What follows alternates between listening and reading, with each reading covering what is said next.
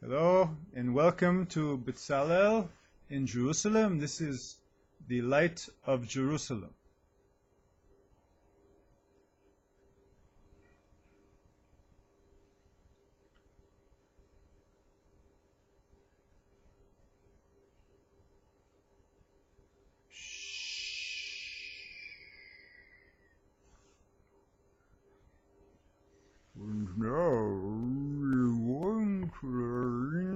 Pieces of Torah. Okay. The Holy Rabbi of Kamarna teaches us the following teaching.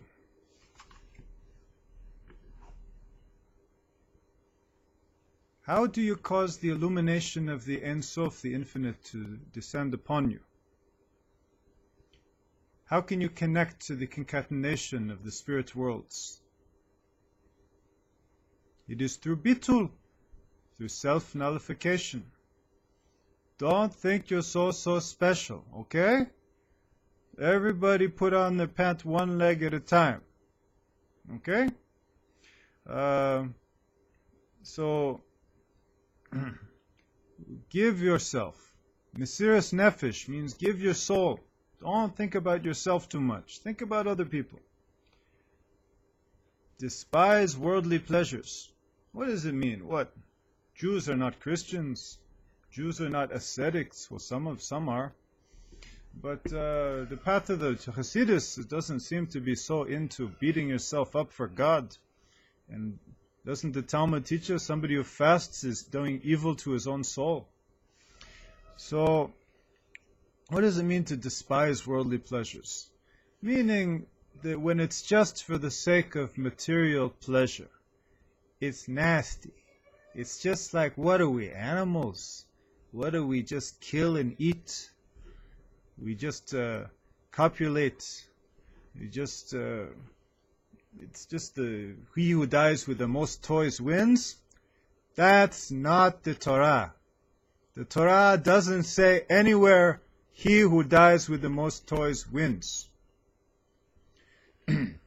So, next time you have 2 pieces of cake in front of you, eat one.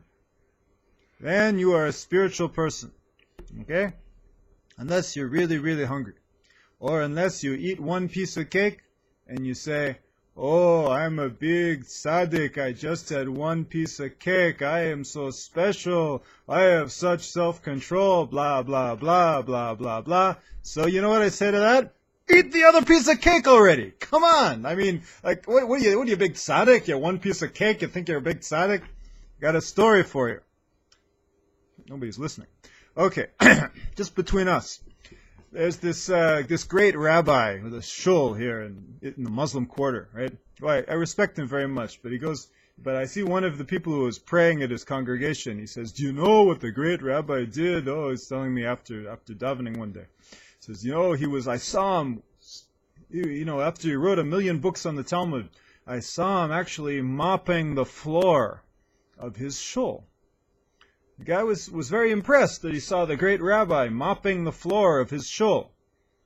Who else is going to mop the floor? Okay, so he's Jewish. He wants to save a buck. I try to save a buck too. I'm also Jewish, But I think it's a good thing, It's no reason to hate the Jews or anything. It's a good thing. So anyhow, so he's mopping the floor. Oh, maybe he doesn't have somebody else to do it. Maybe he just feels it's good to mop the floor. So then the guy said, so I said, Rabbi, you mop your own floor? Ooh, ah, right? And the rabbi said, well, the books I read on the Talmud, maybe I get it right, maybe I don't get it right. So when I go to heaven, they might say, this was right, this wasn't right. But there's one thing I know that's going to be on my credit when I go to heaven, is that I washed the floor of my shul. So I'm listening to this and thinking, wow. People get really big, they get really high, and they get really low. I mean, come on, mopping the floor. Everybody mops the floor. It's his own shul. Thank God he has a shul. He should be happy to mop the floor.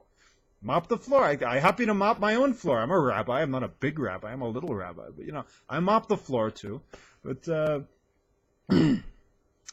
gets me peeved. Gets me kind of peeved. So I said that guy said, hey, who do you think you are? The guy telling the story.